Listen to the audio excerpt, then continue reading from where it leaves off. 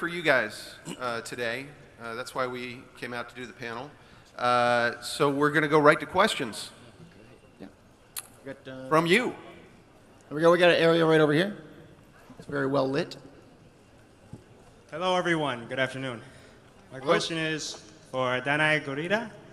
My question is, how would you compare your training to express emotion on your role on this show to your roles in past dramas like The Visitor and Mother of George? Hi. Nice to meet you. Yeah, I think the thing that I loved in watching this was so beautiful to see that 100 episodes. Feels like 100 years. No, it doesn't. And that's what's beautiful is that I'm so grateful to be a part of this and of this family and seeing all the work that's been done. And really, I was thinking about stepping into this amazing piece of work in season 3. And it was really about learning from those who had created it, who'd built it up. The astounding Mr. Andrew Lincoln down there, who has helmed this ship for 100 episodes. And then, of course, Lenny James in that first episode as well, which totally I was gripped by how they created that very stunning dynamic of this world. And so really I followed the lead of watching 2 seasons worth of how these people had built this very powerful human story. And that's what guided me to tell the story that I was called to tell. But thanks for the question.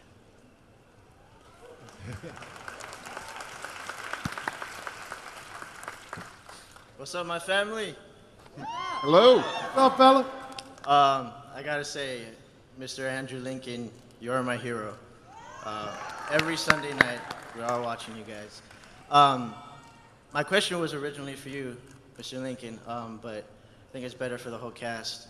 Do you guys ever crave a comedic moment or a comedic scene, though there's so much drama in the show? I do. I've been pushing for a musical episode for years. I think that's a good idea. I'm not gonna lie. Sometimes we spoof. Sometimes we just get into spoof mood, and when the cameras aren't rolling, and we spoof some stuff. We spoof ourselves. And that introduction of Jesus as a character was I think one of the one of the lighter moments in the show. They gave me Jerry, so I get plenty of comedy. They gave me a tiger and they gave me a Jerry. I have all the fun. I have all the fun. He takes the tiger home. Go ahead, Michelle. No, hello. Hello, panel.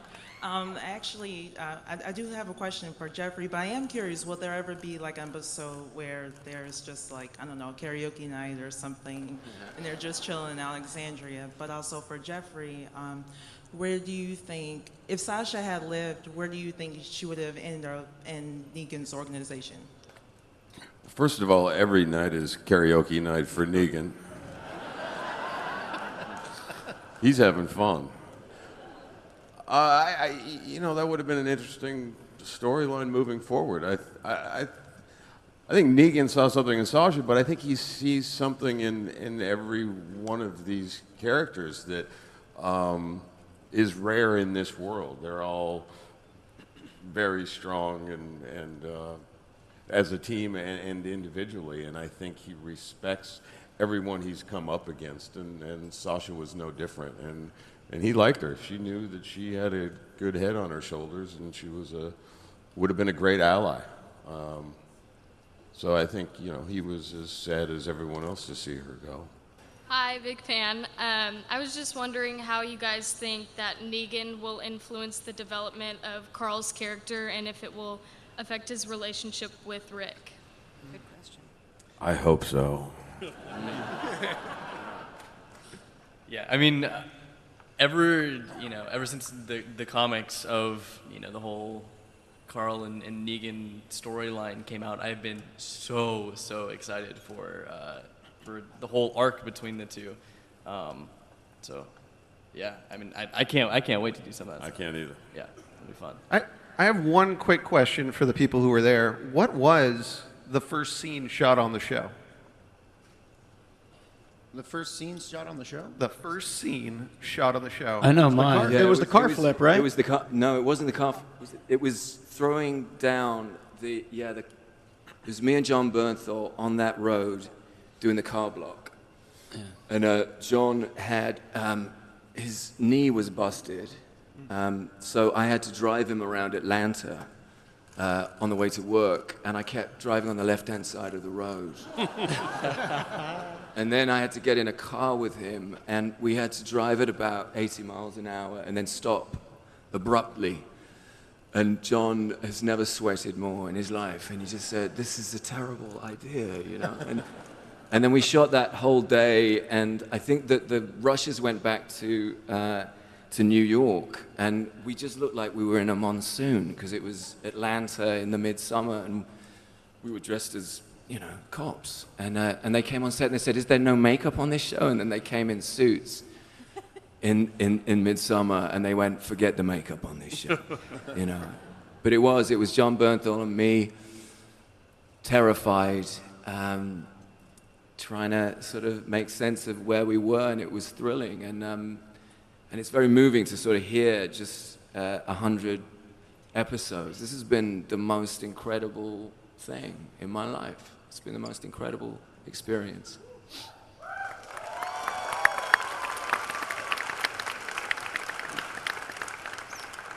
Go ahead. All right, so hi to everyone, especially to Rick from my mom, Lisa. She's over there. Oh, she's over there? Yes, somewhere. Hi, Lisa. So my question is for Lauren as Maggie. What do you think Glenn would want the baby to know most, or would have wanted the baby to know most importantly growing up in this apocalyptic world? You're gonna make everybody cry. How great was that? Just watching the trailer, but really amazing. But watching those 100, this recap just now, I feel like, I don't know how jubilant and heroic Glenn and Stephen is in all this, and I think that what he would have wanted to teach the baby or expose the baby to is just that bravery and comedy and just impulsive energy that he had. I think it's probably hard to say, but I hope that everybody of the family that is alive is going to pass those things on and tell those stories to this new little girl or guy, as well as who Herschel was and who Beth was and who Michael, who played Abraham, was. Yeah, that's a great, peppy answer. The question is, Jeffrey, Yeah, buddy. what about, What do you like most? what you like most about the character? Did I What did you I like least about your character? What do I like most about Negan? And least. I find him very amusing. I think he's got a great sense of humor. And in these dark days, a sense of humor will help you get through. What do I like least about him? That he wears a leather jacket on 120-degree days.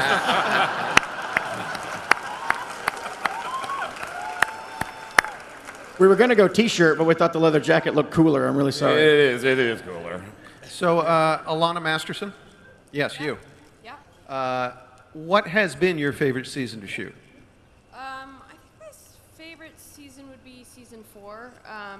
When I first read the script, I was coming in with the governor, and I was like, "Ooh, no one's gonna like me." And then, thanks. And then I got to meet Stephen, who it's kind of the best character to come in with because he bridge the gap for the originals and for the people that were new. And we had the most fun that season. We all hung out and played pranks on each other and just did really stupid stuff. We did karaoke. That would be my favorite season. Working with Steven was, you know, the best. He's the best. So, yeah. I was thinking about that actually, like concerning this family, like the friendships that have come to pass from this time on this show. Like, I mean, I was wondering actually how many of us knew each other before we started shooting. I don't think many did. Maybe Lenny, did you? Myself and Andy, we kind of knew each other. We had friends in common, but we'd never worked with each other. In fact, it was one of our. You just reminded me of when we first shot the pilot, and there was a moment where both of us went in the corner, these two Englishmen playing these Americans, and went, "Can you believe this is happening?" Yeah. It was the only time, the answer is I've no. broken my accent in 8 years when I went, yeah, we were like, this is unbelievable. I've always wanted to work with you. Well, Melissa and I worked together on The Mist.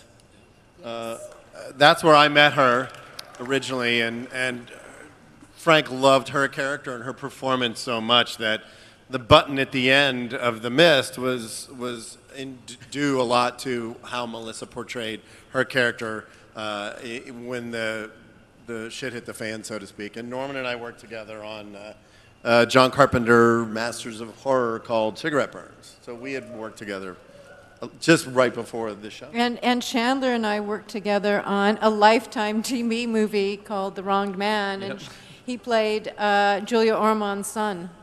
I need a copy. I need a copy of this movie. Oh, I guess I worked with Chad actually. Me and Chad, well, I played his estranged wife on Broadway. I forgot that, yeah. So I knew Chad. And Seth, My you hubby. worked with Chad and Mr. Gillard. Forgot. Yes, we worked together on The Wire down in Baltimore. Oh, The Wire. Yes. Wire.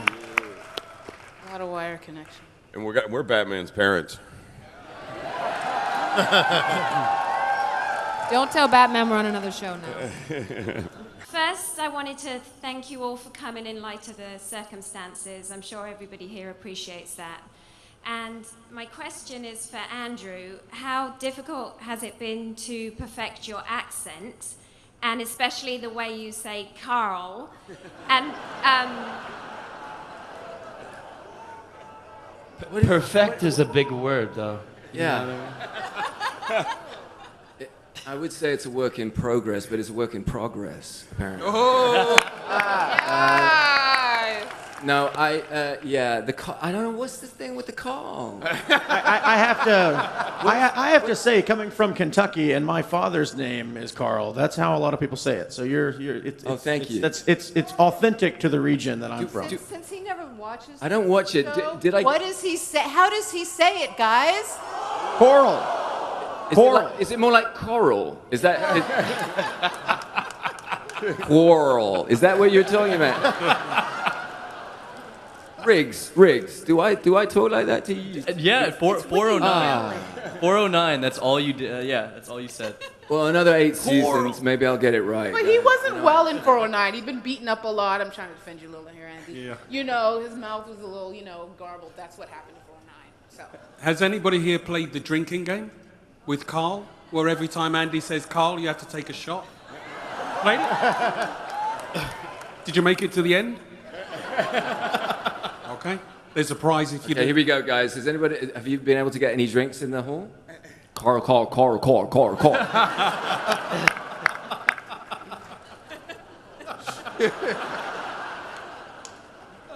Someone just fell on the floor just then. My name is Lauren, and I just wanted to say that me and my whole family really love your show and appreciate you all. And this is me and my siblings are here, and this is our first Comic-Con. We came all the way from Sweden.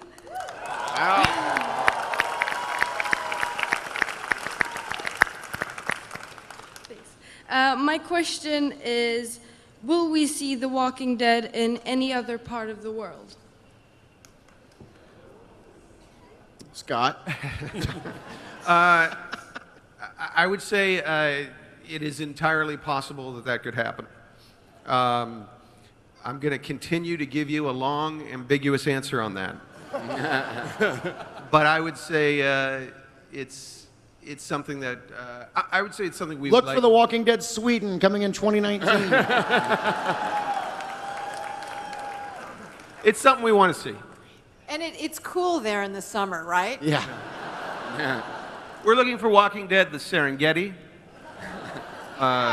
Walking Dead: Death Valley, Walking Dead inside a volcano.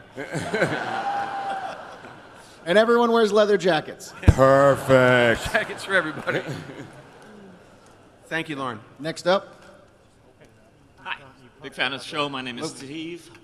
My question is either for the producers or Jeffrey Dean Morgan.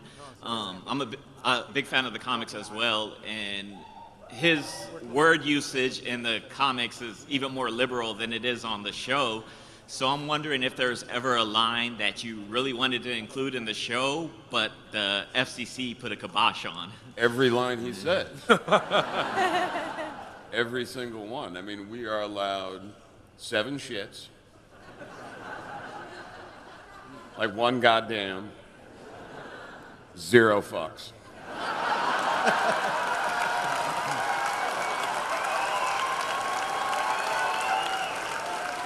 And as you know, Mr. Kirkman wrote a character that happens to enjoy that particular word. So I think he says it literally more than every single other word. So yeah. You can use it for every other word too.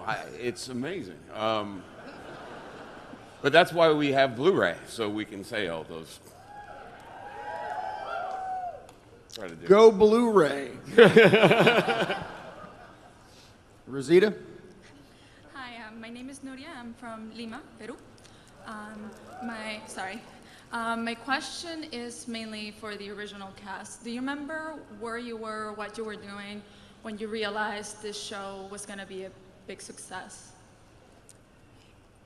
I was about 50 yards away from where I'm sat now, and I was leaning against the wall, and it was the first time we came to Comic-Con, and we showed the trailer, and I was feeling sick, and within sort of a minute and a half, I heard this incredible sound, and I didn't know what it was, and it was you guys, and it was the most amazing sense of relief that we weren't messing up your show. So that was my first time when I realized that we had to give it to you guys. You know, this wasn't our thing anymore. It was a much bigger thing. How many of you were here 8 years ago for that? Wow. Thank you. Wow. Thank you. Wow. Awesome.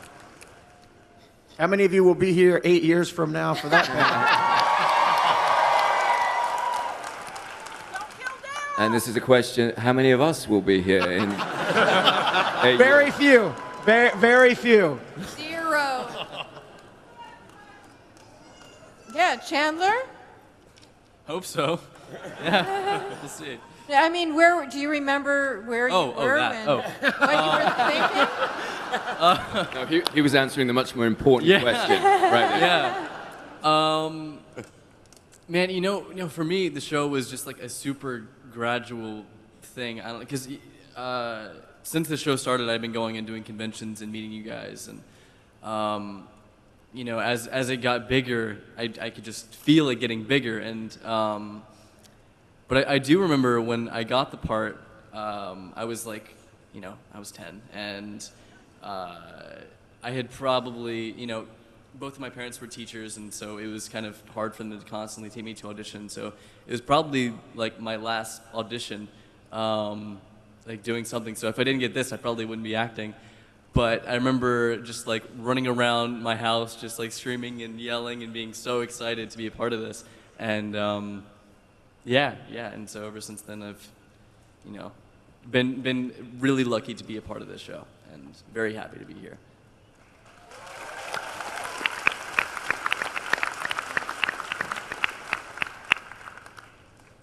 Go ahead. Hi there, I'm Neil from San Diego, so it was a bit of a flight to get here. I was wondering, are there going to be any more new characters, interesting characters introduced this season? New, interesting characters. The answer is yes. But we shan't tell you about them now. But Neil, if you have a follow-up, we'll take it. Okay, lady, get out of the way. He's getting a follow-up. I'm sorry. Good. Don't jump the gun. You'll get your question.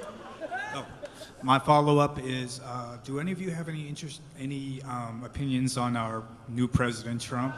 Okay, lady, if you could. We all, that was we made a mistake. We are very sorry. We take it back. Neil, just get out of here. We're trying. Let's not bring the room down. Now, ma'am, I wish you had fought when I had said, "Can you get out of the way?"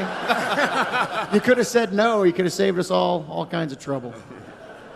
Hi. Vote in 2018. Go ahead.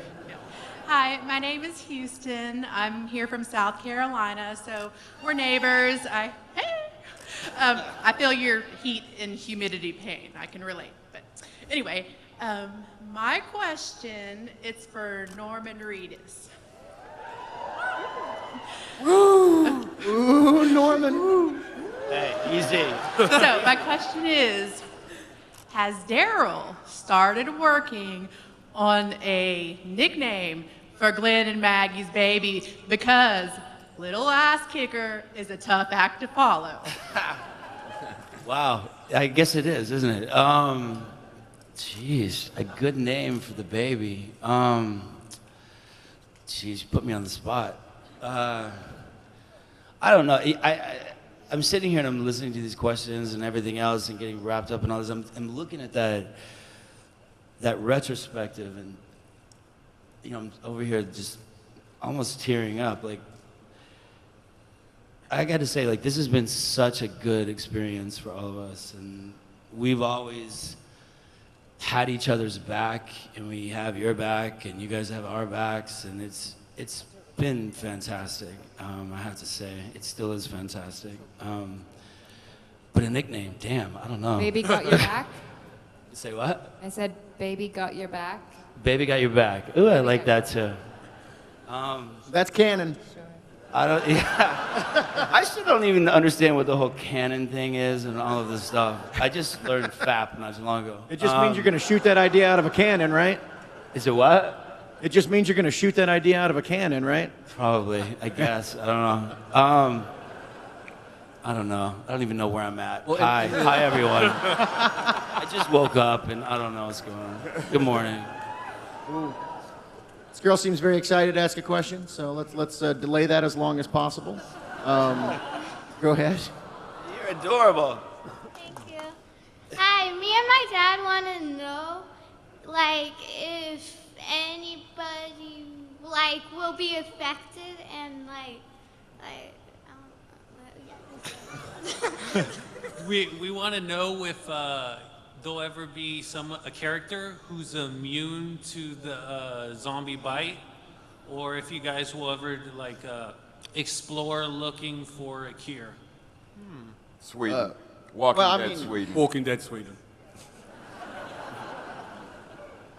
When we get questions like these, we like to not be as definitive as possible because we don't want to reveal anything, but the answers are no and no.